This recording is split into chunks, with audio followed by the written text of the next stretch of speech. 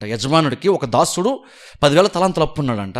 తీర్చట్లేదని చెప్పేసి యజమానుడు ఏం చేశాడు, సడన్గా పన్నులు పిలిచి అన్నాడు, తన జైలు వేసేయండి, వీళ్ళు భార్య బిడ్డలందరినీ తీసుకొచ్చి వాళ్ళందరిని అమ్మేసేయండి, ఇల్లు వాకిలన్నీ అమ్మేసి అప్పు తీర్చేయండి అన్నప్పుడు ఆ వ్యక్తి యజమాని దగ్గరికి వెళ్ళి కాళ్ళ మీద పడి బ్రతిమలాడుతూ, అయ్యా నన్ను క్షమించు, నాకు కొంచెం టైం ఇవ్వు, నేను పని చేసుకొని కష్టపడి ఏదో రకంగా నేను తీర్చేస్తాను అని ఎప్పుడైతే బ్రతిమలాడుకున్నాడు యజమానుని, ఆ యజమానుడు జాలిపడి క్షమించి వదిలేశాడు, పూర్తిగా క్షమించి వదిలేశాడు.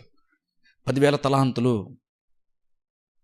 వదిలేసిన తర్వాత ఈ పనుడు తన తోటి పనివాని దగ్గరికి వెళ్ళాడట. 100 తలాంతులు మాత్రం అప్పున్నాడు అతను. అయితే అతను కూడా వెళ్ళి, నా అప్పు ఎప్పుడు తీరుస్తావు, నాకు కావాల్సిన 100 తలాంతులు ఎప్పుడు ఇస్తావు అని ఈ మొదటి దాసుడు 2వ దాసుని అడిగాడట. అడిగినప్పుడు ఆ దాసుడు అన్నాడు, నాకు కొంచెం టైం ఇవ్వు, నాకు కొంచెం టైం కావాలని నేను రకంగా నేను తీర్చేస్తానప్పుడు ఈ వ్యక్తి ఒప్పుకోలేదంట.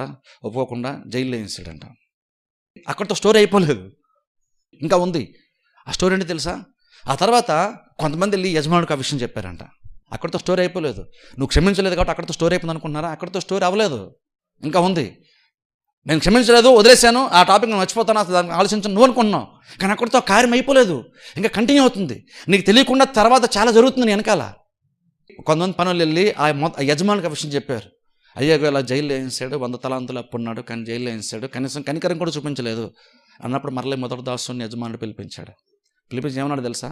నువ్వు నాకు 10,000 తలాంతులు అప్పున్నావు, నేను సింపుల్ ఒక్క మాటతో క్షమించేశాను, నా దగ్గర నుంచి నువ్వు 10,000 తలాంతులు క్షమాపణ దొరికినప్పుడు నువ్వు 100 తలాంతులు క్షమించటానికి నీకు పెద్ద ప్రాబ్లం ఎందుకు అయిపోయింది. కాబట్టి అక్కడ యజమానుడు అంటాడు, తీసుకెళ్ళి అతను కూడా మొత్తం జైలు వేసండి, మొత్తం అప్పు తీర్చే వరకు కూడా అతను జైల్లో నుంచి శిక్షించను అన్నాడు.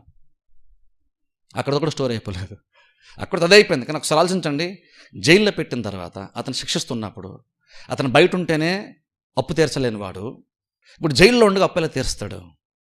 అంటే బేసిక్గా ఏ స్థితిలోనికి ఆ వ్యక్తి వెళ్ళిపోయాడంటే, ఇంకెప్పటికీ లైఫ్ లాంగ్ ఆ రుణ భారం పోలేనటువంటి తీర్చుకోలేని స్థితిలోకి చివరికి వెళ్ళిపోవలసి వచ్చింది.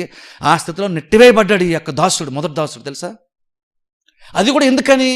యజమానుడు కోపం వచ్చింది కాబట్టి అని కాదు, నువ్వు ఇతరులు వ్యవహరించినటువంటి విధానం అంటే ఏం చెప్తుందంటే, నువ్వు నా దగ్గరికి వచ్చినప్పుడు ఎంత క్షమించని నీకు అర్థం కాలేదు. నీకు అది నా క్షమాపణ నీకు అర్థమై ఉంటే నువ్వు క్షమించాలి, క్షమాపణకి వాల్యూ నీకు అర్థమయ్యేది కదా. అందుకనే యజమానుడు ఏం చేశాడు, తీసుకెళ్ళి మళ్ళీ జైల్లో పెట్టేశాడు.